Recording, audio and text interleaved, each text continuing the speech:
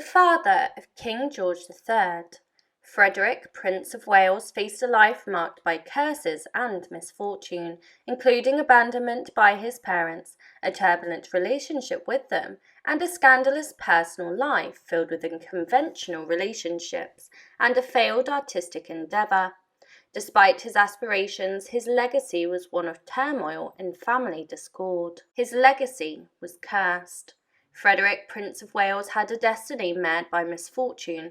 Instead of ascending to the throne, he ended up fathering one of history's most notorious mad kings, George III. Yet, Frederick's story is rife with more startling twists, from his astonishing rift with his parents to his abrupt and unsettling demise. Born in 1707 in Hanover, Germany, Frederick didn't always have a prominent place in the English royal lineage. His parents, George of Hanover and Caroline of Ansbach, only assumed the titles of Prince and Princess of Wales when Frederick was 7, and that too due to intricate geological connections and a stroke of luck. Nonetheless, Frederick and his family were now part of British royalty, which would eventually spell disaster for him. As the Prince and Princess of Wales, Frederick's parents had obligations in England. In a heartless decision, they left Frederick behind in the care of an uncle, while they took 2 of his siblings with them, uncertain of when they would return. The repercussions of this choice would be devastating and enduring. And even though Frederick spent his crucial formative years separated from his parents, their influence still loomed, at times unsettling. His mother, Caroline, a sharp-minded woman with a keen interest in science, enrolled him in the recently developed smallpox vaccine program, despite limited understanding of its effects at the time. While her intentions were scientifically sound, her readiness to place Frederick in harm's way was alarming, and he didn't appreciate it when he grew older. In 1727, a pivotal moment arrived in Frederick's life when his father ascended to the throne as King George II, thereby making Frederick the Prince of Wales. At the age of 20, Frederick was finally allowed to enter England and fulfill his duties to what was essentially a foreign nation. What should have been a heartwarming family reunion took an unexpected turn. During the intervening years, Frederick underwent significant changes, not all of them positive. Raised by private tutors with little regard for his character development, he arrived in England burdened with debts from gambling and a penchant for multiple mistresses. The new King and Queen of England were taken aback, and Frederick had more disappointments in store for them. Upon arriving in England, Frederick exacted revenge on his parents, who had abandoned him for 14 years.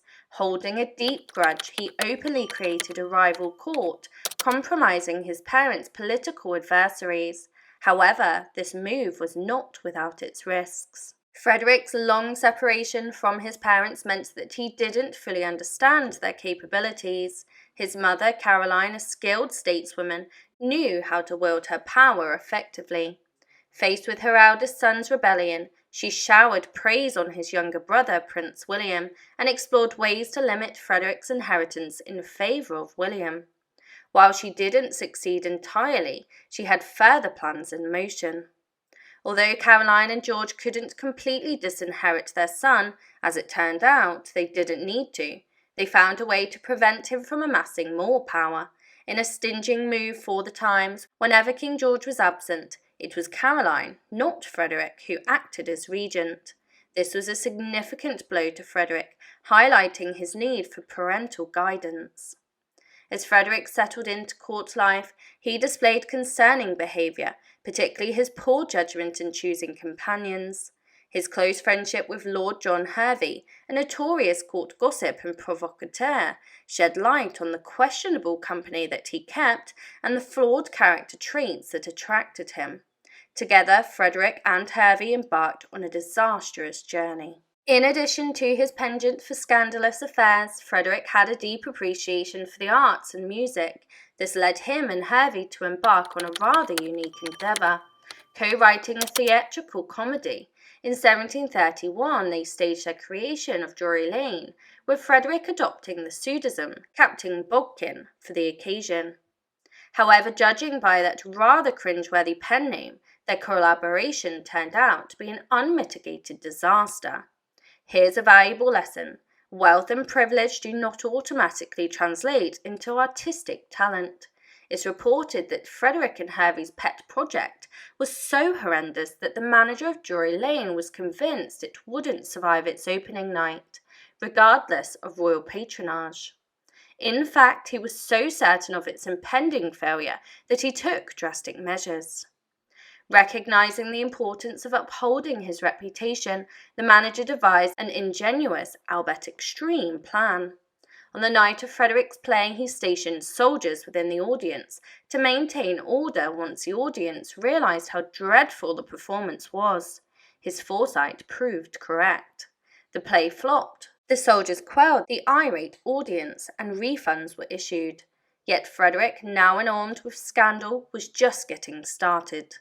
Even amid these controversies, Frederick managed to find new ways to antagonize his parents. Shortly after his arrival in England, he dropped a shocking bombshell on his mother. He was officially taking Anne Vane, one of her ladies-in-waiting, as his mistress. And when it came to Anne Vane, well, Frederick had met his match. Anne Vane hailed from lineage of audacious women, with her own mother being famous as a scandalous figure in court. Embracing this legacy, Vane had her fair share of lovers, with Frederick merely being one of them. However, she soon became the source of more than just gossip in Frederick's court. During the 1730s, Frederick faced a momentous revelation. Anne Vane was pregnant, though to this day, the true father remains a mystery. Several individuals, including Frederick and Lord Harrington, were considered possible candidates. Nevertheless, Vane gave birth in the Royal St. James's Palace, indicating her enduring relationship with Frederick. But Vane had a clever plan in mind. In a bold and strategic move that showcased her mastery of the role of mistress, Vane named her newborn son Frederick, a name signifying son of Frederick. If one cannot definitely identify the father of their child, why not choose the most powerful one? Vane's manoeuvring, however, was destined to create a fresh rift in Frederick's life. Now, here's a sensational twist I've been holding back, mainly because it's too juicy to reveal all at once. Brace yourself, another of Anne Vane's lovers happened to be none other than Frederick's closest friend, Lord Hervey, the notorious court gossip. While they managed to navigate their love triangle for a while, the birth of young Frederick appeared to change everything. Hervey purportedly asserted that Frederick was his own son, leading to a falling out between him and Frederick around the time of the child's birth. Yet these weren't the only changes Frederick would soon face. Frederick, Prince of Wales, embarked on a tumultuous path to marriage, motivated by financial gain rather than love. He manipulated and mistreated his young wife, Augusta, and used her as a tool in his conflicts with his parents, resulting in a series of absurd and cruel situations within the royal family. Despite the ongoing turmoil in his relationship with his parents, King George and Queen Caroline, the mid-1730s, brought about a pressing matter for Frederick. As the heir to the British throne, he urgently needed to marry and start producing legitimate heirs, one unquestionably his own. In typical House of Hanover fashion, this endeavour turned into a spectacle. One might assume that arranging the marriage of the supposed future King of England would be straightforward. However, Frederick's part of matrimony was a calamity, largely due to his actions. Initially, Frederick's father was in negotiations for him to marry the daughter of the King of Prussia. However, royal marriage negotiations can be protracted, and Frederick, never known for his patience or maturity, grew tired of waiting. Defying his father's wishes, he sent his own envoy to Prussia to expedite the process, infuriating King George and effectively scuttling the entire arrangement. Well done, Frederick. But then again, he wasn't exactly motivated by the purest of intentions in pursuing marriage. Rather than seeking true love, Frederick had his sights set on a substantial dowry from his bride. His extravagant lifestyle had led him deep into gambling debts, and the Prince of Wales needed a financial bailout. When Lady Diana Spencer, one of the wealthiest women in England, emerged as a potential wife, Frederick eagerly seized the opportunity. Regrettably, the government and his parents did not share his enthusiasm, and Frederick was back to square one. This led to a particularly heartless turn of events. By 1736, Frederick, at the age of 29, had grown weary of the pursuit of both love and money, or rather, a wealthy spouse. When his parents proposed Princess Augusta of Saxe-Gotha, a 16-year-old German princess with minimal worldly experience, Frederick essentially conceded, stating that he would marry whomever they choose, as long as she brought enough money into the marriage. It was far from a fairy tale beginning, and would soon take a darker turn. Augusta arrived in England without knowing a word of English, leaving her with limited avenues of support beyond the German royal family. Furthermore, she had little time to get used to the idea, as her wedding to Frederick took place almost immediately in May 1736. This whirlwind introduction left her ill-prepared for what Frederick had in store for her. In the early months in England, Frederick's new wife, Augusta, appeared as a pitiful figure. The teenager's youth and naivety were on full display, with observers often seeing her through palace windows playing with her dolls. It was not a confident image for the new Princess of Wales, and Frederick's sister had to persuade Augusta to put away her toys to avoid further embarrassment. However, Frederick's counsel to his young wife was far from compassionate. During this period, Frederick severed ties with his former mistress Anne Vane and became involved with Lady Hamilton, another English aristocrat. Tragically for Frederick, his marriage to Augusta hindered his ability to see Lady Hamilton whenever he pleased. Additionally, rumours about their relationship circulated throughout the palace, making secret rendezvous more challenging.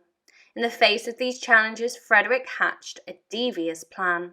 In one of the most callous manoeuvres ever recorded, Frederick exploited Augusta's innocence to resolve his affair with Lady Hamilton.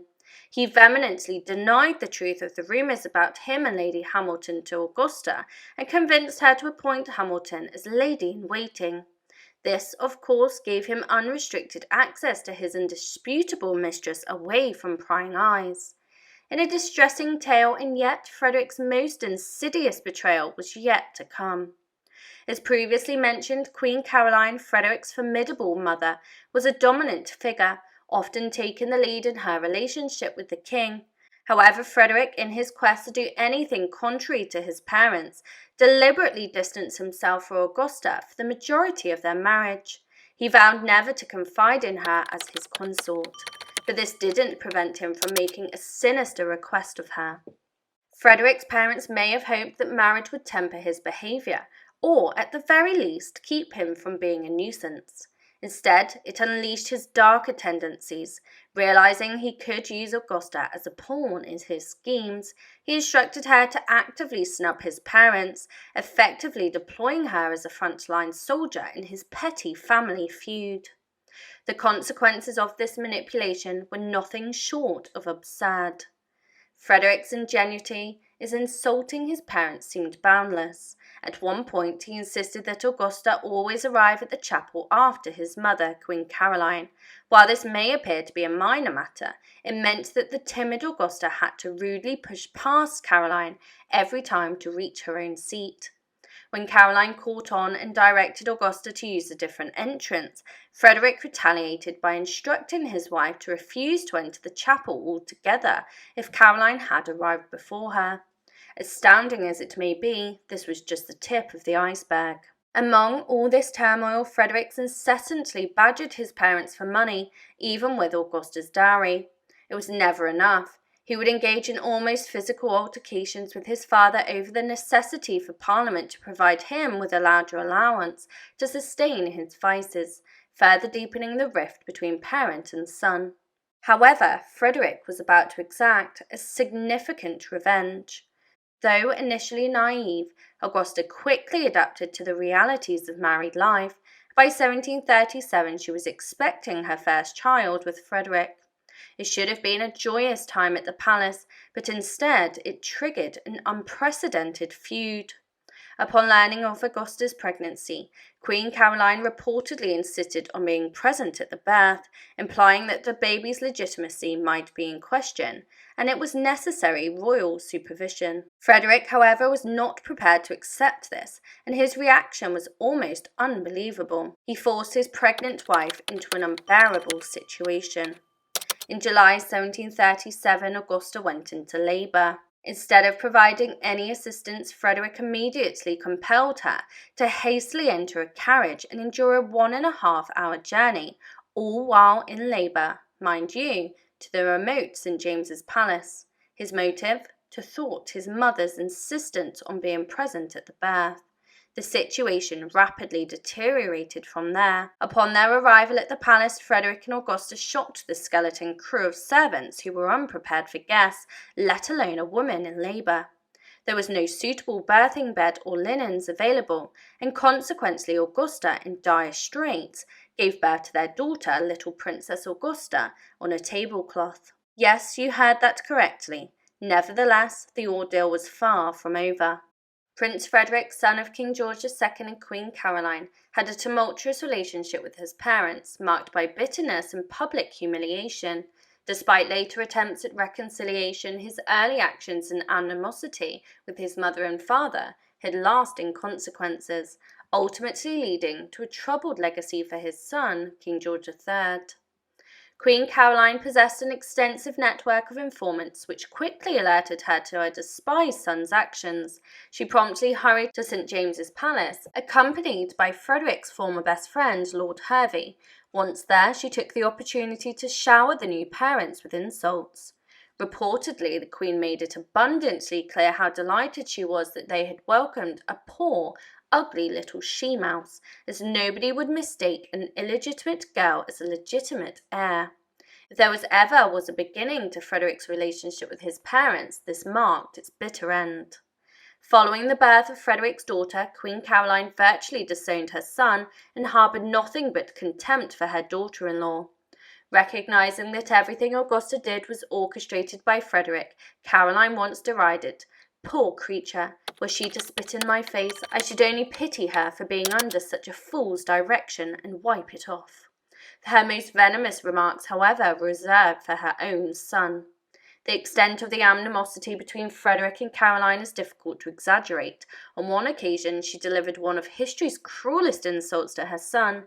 According to Lord Hervey, she once spotted Frederick walking and exclaimed, "Look, there he goes, that wretch, that villain. I wish the ground would open the moment and sink the monster to the lowest hole in hell." Imagine hearing those words from your own mother. Now imagine your mother was the Queen of England. Nevertheless, Frederick had more mischief in store, particularly concerning his father. Around this time, public support for Frederick's parents began to dwindle, particularly as his father frequently left the country and his mother assumed more regent duties. At one point, a prankster posted a notice on one of the royal residences, humorously critiquing George. "Lost or strayed out of this house, a man who has left a wife and 6 children. For Frederick, it must have been a source of petty delight. However, more was in store for him. The end of 1736, Frederick's father hurried back from a trip to Hanover in an attempt to placate his disgruntled subjects. Tragedy struck en route. The king's ship encountered a severe storm, and many feared that he had perished. Rather than feeling a shred of grief, Frederick perceived this as a cunning opportunity. Reports of the king's demise had been greatly exaggerated, and King George II returned to England in 1737, alive but physically drained. He was feverish and urgently required rest. This was precisely when Frederick seized his chance. The Prince of Wales fueled rumours by asserting that the king was genuinely on his deathbed. He then sat back and watched the ensuing chaos unfold. As the news spread, everyone assumed that Frederick, being the king's son, was a reliable source. The court was thrown into a panicked frenzy over the news. This effectively compelled King George to leave his sickbed and attend a social event to prove that he was not, in fact, dying. Frederick must have taken immense satisfaction from this turn of events. However, as Shakespeare reminds us, these violent delights have violent ends. Frederick was about to learn this firsthand. With the family discord looming large, his parents delivered the ultimate blow. In the latter part of 1737, they banished Frederick, Augusta, and their child from their court. The Prince and Princess of Wales packed their bags and moved to Leicester House, far removed from the epicentre of monarchy. As it turned out, this marked the final battle in the lifelong war between Frederick and his parents, because neither Frederick nor his mother had much time left. Just weeks after Frederick's relocated to Leicester House, tragedy struck the royal family. Queen Caroline fell suddenly ill, her condition diagnosed as a strangulated bowel. To put it succinctly, this was a fatal ailment at the time and a painful way to pass. For days, the Queen endured excruciating agony, awaiting her impending demise. When Frederick received the news, it broke even his resilient spirit. Despite a lifetime of sneering at his parents' tribulations, the looming death of his mother proved too much for Frederick to bear. He approached his father and requested permission to see the Queen and perhaps to make amends. The response he received was heart-wrenching. The king, with Caroline's blessing, denied Frederick access to her chambers. However, she conveyed a message through him. The precise nature of Caroline's sentiments towards her wayward son in her final hours remain a mystery, but she did send a message through a politician, expressing her forgiveness towards him.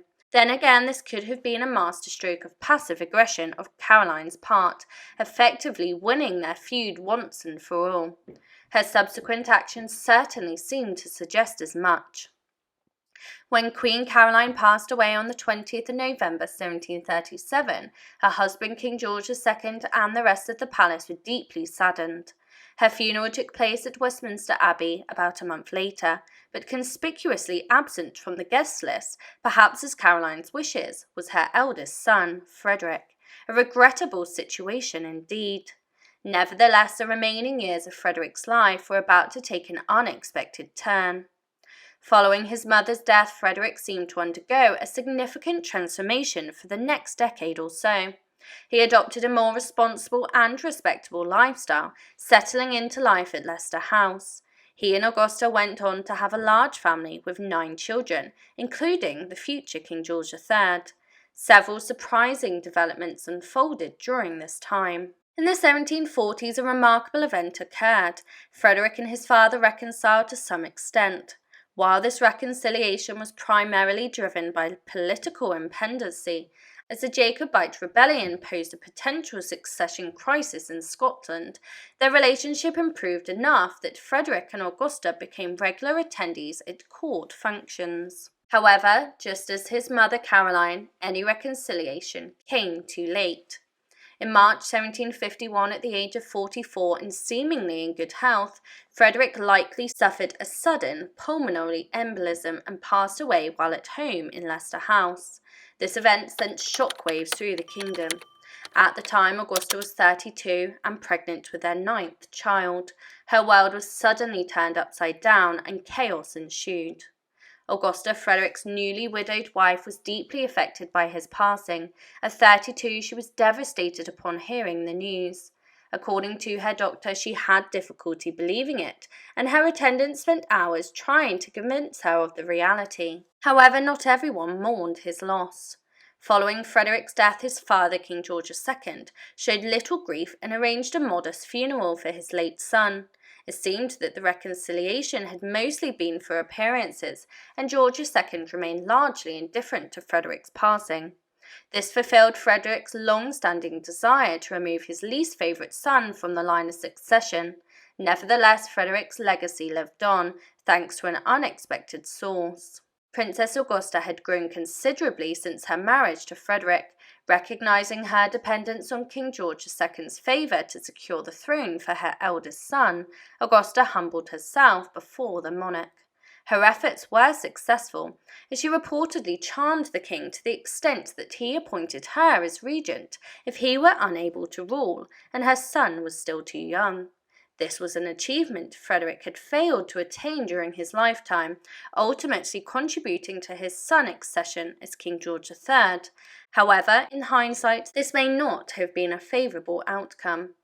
In the end, Frederick's lineage was marred by a dark chapter. King George III, as history now knows, became Mad King George. Suffering from either porphyria or, more likely, bipolar disorder, George III endured recurring bouts of mania in adulthood, characterized by frothing at the mouth, incoherent speech, and prolonged periods of instability in England. This was not the legacy Frederick would have desired for his son. Remember, the stories of the past people shape our present and future. Keep exploring history, and I'll see you next time on Past People. The meddling mother of King George III. Princess Augusta of Saxe-Gotha's life was marked by a series of tragedies and intrigues, from the shattered dreams of her youth when she envisioned becoming queen, but instead married a manipulative prince, to her tumultuous relationship with her in-laws, King George II and Queen Caroline. Her story is one of relentless hardship, and as we delve into the complexities of her royal journey, we witness a young, naive princess navigating treacherous family dynamics, falling victim to her husband's cruel schemes, and enduring a harrowing childbirth that would ultimately lead to her banishment from the royal court. Princess Augusta of Saxe-Gotha, known as the mother of Mad King George, endured a series of unfortunate events in her life. While her dreams of becoming queen were shattered due to her husband's sudden death, she witnessed her son's descent into madness as he ascended to the throne. Regrettably, her own behaviour took a dark turn, making her one of history's most exacerbating mother-in-laws, as those familiar with Queen Charlotte's prequel in Bridgerton might attest. Augusta's royal journey began in the small German principality of Gotha in 1719.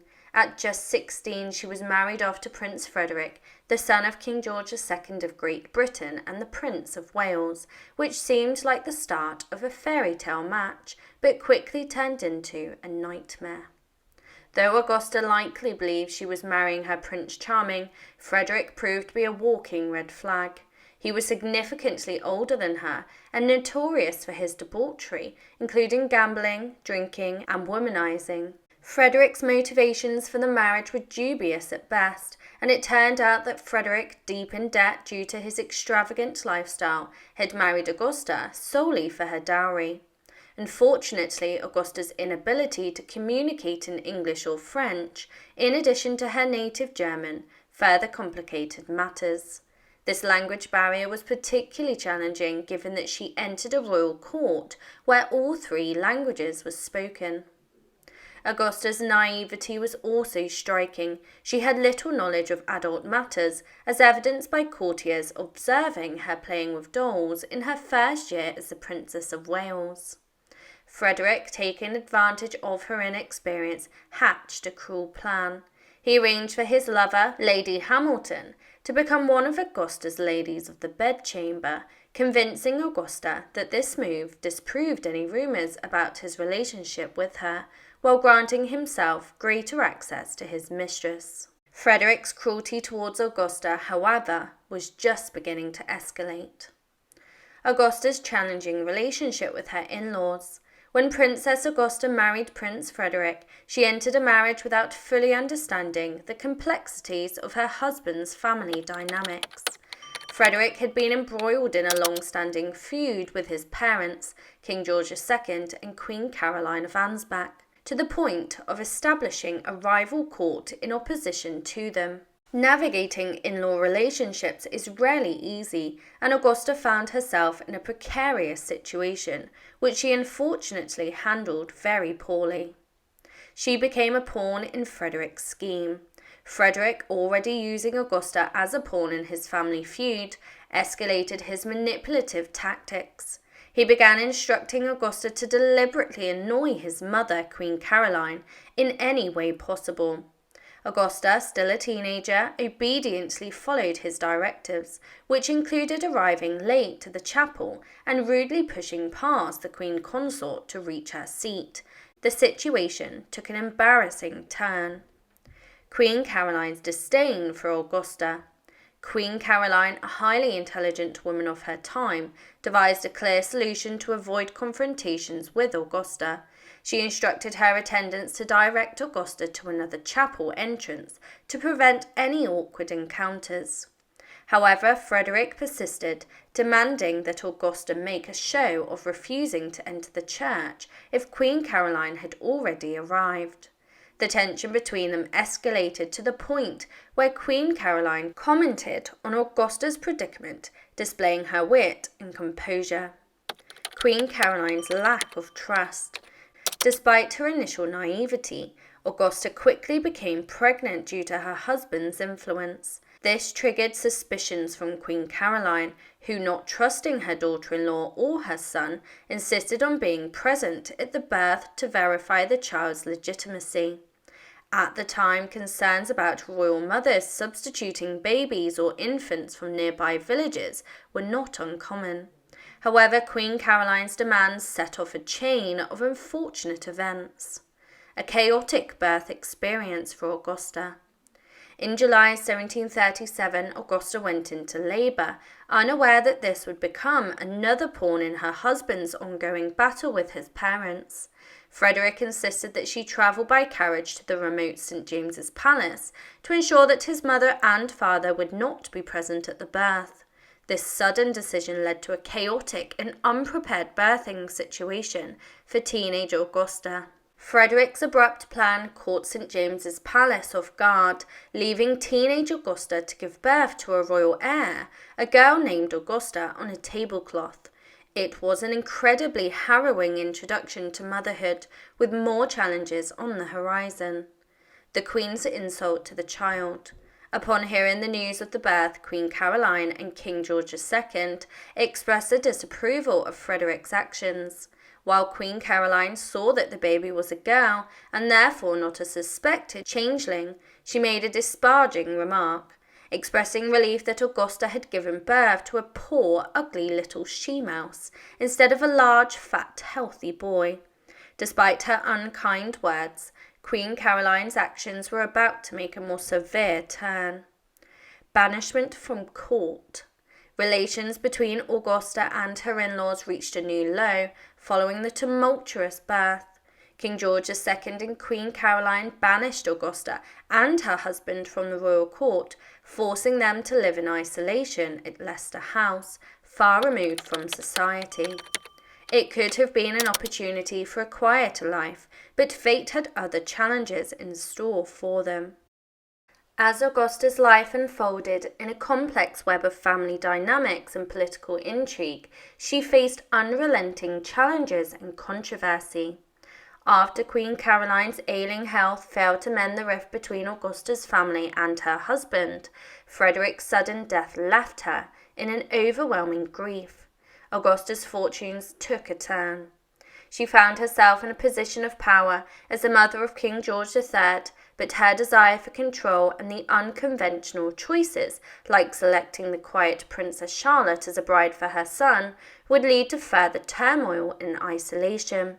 Augusta's story is one of enduring hardship, manipulation, and a thirst for power that ultimately backfired, tarnishing her legacy in history. The ailing queen and Frederick's attempt at reconciliation. A few months following Augusta's tumultuous journey, her adversary, Queen Caroline, fell seriously ill. Shockingly, an old ulcer had caused a portion of the Queen's intestine to protrude, posing a life-threatening condition. It was clear to everyone that Queen Caroline's time was limited, prompting even Augusta's wayward husband, Frederick, to mend fences with his mother. However, the response he received was chilling. Augusta's reputation plummets. Despite Queen Caroline's critical condition, both she and King George II remained resolute in their refusal to see their estranged son, even during the Queen's final moments. To further humiliate Augusta and Frederick, Queen Caroline, upon her eventual passing, explicitly prohibited Frederick from attending her funeral. Augusta's dreams of a charmed life after her marriage to Frederick were increasingly distant. Birth of an heir and the king's disregard. A few months after Queen Caroline's death, Augusta gave birth to a son who would later become King George III. However, her joy was marred by the premature birth, which filled her with fear for her son's survival. Additionally, King George II remained resentful and paid little attention to Augusta's children, despite her eventually having 9 of them. It wasn't until her last pregnancy that Augusta captured the king's attention, albeit for all the wrong reasons. Devastating news for Augusta. In 1751, while heavily pregnant, Augusta received devastating news. Her previously healthy husband, Frederick, had passed away suddenly at the age of 44, believed to have succumbed to a rapid pulmonary embolism. Augusta's reaction was anything but composed. Augusta's overwhelming grief. Upon learning of her husband's death, Augusta initially refused to accept the news. As the doctor described, she was brought reluctantly to the knowledge that Frederick was no more. This sudden realization dashed any remaining hopes of becoming Queen of England after enduring a difficult arranged marriage. Her situation worsened as she suffered from severe insomnia, necessitating her servants to force her into bed at an early hour. Protecting Frederick's secrets. Despite Frederick's mistreatment throughout their marriage, Augusta felt compelled to mourn his passing and safeguard his darkest secrets. Just 2 hours after his death, with only a couple of hours of fitful sleep, Augusta entered his room and burned any private, likely scandalous letters that she could find. It was more than Frederick deserved, but fate would not return the same kindness to Augusta. Augusta the outsider. Following Frederick's death, Augusta faced numerous challenges. No longer the Princess of Wales, but now a dowager, she had to care for her 8 children, with the 9th, Caroline Matilda, on the way. Moreover, King George II's disdain for his late son was evident during Frederick's Spartan and undignified funeral. Fearing abandonment, Augusta took necessary steps. Shortly after Frederick's passing, Augusta received a standard letter of condolence from King George II. Her response was strategically crafted to beg for mercy, forgiveness, and most importantly, protection. This move demonstrated that Augusta was no longer naive and inexperienced, earning her the king's support. He appointed her as a regent to act in his absence until her son George, the heir apparent, became of age, but this would prove to be a double-edged sword. Augusta's ascendance to power. Freed from the constraints of her troublesome husband, Augusta found herself wielding immense influence at court for the very first time. However, things began to unravel almost immediately. She became overly protective of her children, keeping them away from the public eye and maintaining a veil of secrecy around their education, sparking suspicion among the courtiers. A scandalous friendship. Shortly after becoming a widow, Augusta's close relationship with John Stuart, the Earl of Bute, raised eyebrows and fueled rumours of an affair. Augusta's attempts to downplay their connection by insisting that Bute was visiting her alone, not anyone else in the household, only intensified the scandal. But the truth behind their relationship was far from what people expected. The illusion of a relationship with Bute. Contrary to the rumours of a romantic relationship, it's improbable that Augusta and John Stuart, the Earl of Bute, were involved romantically. Instead, Bute played a pivotal role in tutoring the future King George III. The arrangement also allowed Augusta to keep her son isolated, effectively maintaining control over him. It marked a significant shift as Augusta, who had been Frederick's puppet for years, began craving power, leading to a growing obsession, exerting total control over George. As George came of age, Augusta's control over him became absolute. She made nearly every decision on his behalf, including his place of residence and notably his choice of spouse. Augusta and Bute dissuaded George when he fell in love with a court lady and opposed his grandfather's attempts to arrange a royal marriage, instead determined to steer him towards her chosen bride. But as the saying goes, the best laid plans. Accession to power. In 1760, Augusta's father-in-law, the king, passed away suddenly at the age of 77, making her son King George III. Augusta now held the title of Mother to the King of England, which, while advantageous, meant that she had to find a suitable wife for her son without delay. and her choice was unconventional. Choosing a naive bride, Augusta selected the 17-year-old Princess Charlotte of Mecklenburg-Strelitz as her new daughter-in-law. She took charge of drafting and accepting the marriage proposal, illustrating her level of involvement in George's affairs. The rationale behind choosing Charlotte was unsettling, since she hailed from a small German principality. Much like Augusta herself, everyone assumed Charlotte would be quiet and unassuming, unlikely to engage in political manoeuvring. However, Charlotte would prove to be far more resilient than anyone anticipated. Exerting influence over Charlotte, Augusta wasted no time asserting her dominance over Charlotte. Shortly after their marriage, King George instructed Charlotte not to meddle, a directive likely influenced by Augusta. Augusta employed other methods to keep Charlotte in her place. A nightmare for Queen Charlotte. Despite being Augusta's choice as a bride, Charlotte received no maternal guidance from the Dowager. Augusta kept Charlotte isolated from many members of the English court, citing propriety and etiquette. She was reportedly distressed by Charlotte's higher rank in her presence as Queen of England, and jealousy appeared to be a significant motivator behind Augusta's actions, as she was not the reigning queen. Surveillance and isolation. Augusta maintained a network of informants in court, selecting attendants and ladies-in-waiting loyal to her. The individuals reported on Charlotte's every move to ensure Augusta's control over her daughter-in-law. If Charlotte attempted to establish her own allies, Augusta would reprimand her for showing favoritism. Augusta's meddling was relentless. Augusta's political influence continued to expand, and in 1762 she used her considerable power to install her favourite, the Earl of Bute, as the Prime Minister of England. However, this move backfired spectacularly. Public hostility. The public's disdain for the Earl of Bute was already considerable, but Augusta's association with him amplified their anger. Bute was perceived as Augusta's puppet, leading to pamphlets and public outcry demanding the impeachment of the king's mother. Augusta's reputation took a severe hit, and she was compelled to take drastic measures. The downfall of Augusta and Bute. The aftermath of this episode had lasting consequences for Augusta and Bute, as they found themselves vilified in history.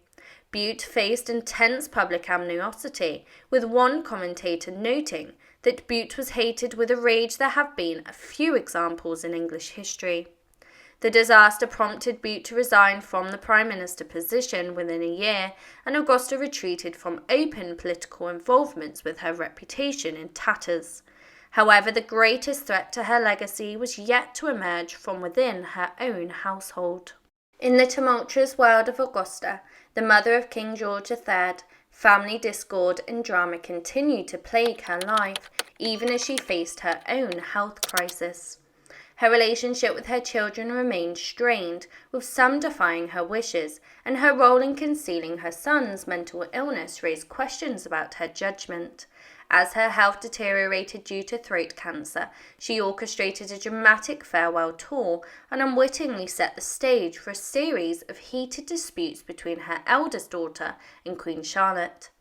Yet, the most devastating blow came with the shocking news of her daughter Caroline Matilda's imprisonment and exile, marking a dark legacy that Augusta couldn't have foreseen in her tumultuous journey through the royal courts of Europe. A strained relationship with her children. Surprisingly, despite King George III's deep affection and respect for his mother, the rest of Augusta's children harboured a strong dislike for her. Her eldest daughter, Augusta of Great Britain, actively befriended Queen Charlotte early on, mainly to vent her grievances about her mother. However, the most significant discord in Augusta's family came from an unexpected source. Witnessing her son's mental decline. In 1765, Augusta received devastating news. Her son, King George III, suffered the first of what would become recurring bouts of mental illness. These episodes, characterized by fever, insomnia, and cognitive impairment, raised concerns about his fitness to rule. The government even passed a Regency Act in response, although it was later repealed as George showed signs of recovery. Augusta, however, played a troubling role in this crisis, concealing a dark secret. In the face of George's deteriorating mental health, Augusta and her confidant, the Earl of Bute, kept his troubling condition hidden from his wife, Queen Charlotte. Augusta, driven by her need to control the narrative, failed to disclose the truth, and karma, however, had its way. Sons defying their mother. Augusta's poor relationship with her children led some of her sons to make independent marriage choices that defied her wishes. Her son William secretly married a Dowager Countess in 1766, while Prince Henry's marriages were considered beneath his station and further infuriated Augusta. Her diminishing control over her younger sons fueled her anger. Ensuring a royal marriage for her daughter. Desperate to ensure a suitable royal marriage for her youngest child, Caroline Matilda, Augusta had already arranged for her to marry the future King Christian VII of Denmark at the age of 13. In 1766 she finalised the marriage after Christian ascended the throne. Nightmare marriage for her daughter. Initially, Augusta might have viewed her daughter's royal marriage as a triumph, but it quickly turned into a horrific ordeal. King Christian was mentally ill and disinterested in his wife, leading to public quarrels within the Danish court. Augusta, never one to shy away, intervened. Upon hearing about the marital discord between the King and Queen of Denmark, Augusta decided to meddle once again. She urged the King of Denmark to reinstate one of Caroline Matilda's favourite ladies who had been exiled, only to receive a resounding no. Augusta then advised her daughter to show more affection to her mentally ill husband, an approach that proved unsuccessful. Beginning in 1770, Augusta became aware of dark rumours surrounding her youngest daughter and Denmark's political intrigues. Concerned, Augusta, now in her 50s, visited her daughter to address the situation, hoping to exert her influence. Augusta entered Caroline Matilda's residence with the intention of talking some sense into her daughter, but she was met with a shock. Caroline Matilda appeared wearing breeches, a bold and scandalous choice for the time. Augusta voiced her displeasure, but for the first time in a long while, someone was about to challenge her. A defiant response. Augusta, who had spent decades getting her way, found herself facing resistance.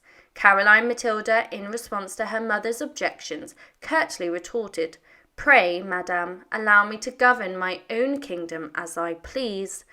Augusta was suddenly dealing with a defiant daughter. A farewell tour. In 1772, Augusta confronted a frightening reality. She was suffering from throat cancer that would ultimately claim her life. Due to her character, she didn't pass away quietly. Instead, she organised a farewell tour for herself and invited her eldest daughter to visit for an extended period, unwittingly setting the stage for dramatic events. Courtly turmoil in her final moments.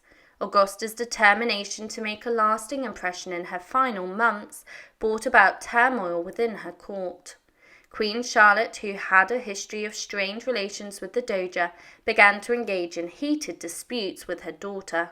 They sped over matters of etiquette, with Queen Charlotte mirroring Augusta's past criticisms, and the Queen even controlled when and how King George III could visit his sister. Augusta's legacy of stirring the pot continued, but the ensuing events were far from trivial. Her daughter's imprisonment.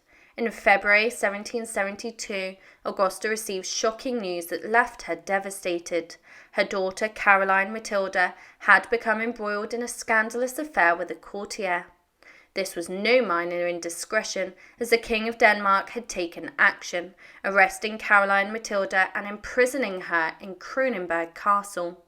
Augusta's life suddenly became engulfed in a dramatic turn of events, and it proved to be the ultimate blow. A final struggle. Augusta's strength dwindled rapidly upon learning of Caroline Matilda's scandal. For 10 days she sustained herself solely on cordials while grappling with anxiety over her daughter's fate. On February the 8th, 1772, at the age of 52, Augusta breathed her last breath. Later that year, the King of Denmark forcibly divorced Caroline Matilda and exiled her, tarnishing her reputation for the rest of her life. However, Augusta missed one final twist of fate, a dark legacy. Augusta never lived to witness the downfall of her royal daughter or the full extent of her royal son's madness. More than a decade after her passing, King George III succumbed to another episode of mental illness, demonstrating that his affliction was persistent. He eventually passed away in 1820, nearly half a century after Augusta, with his sanity severely eroded. Augusta's aspirations for her royal family had crumbled into dust. Remember, the stories of the past people shape our present and future. Keep exploring history, and I'll see you next time on Past People.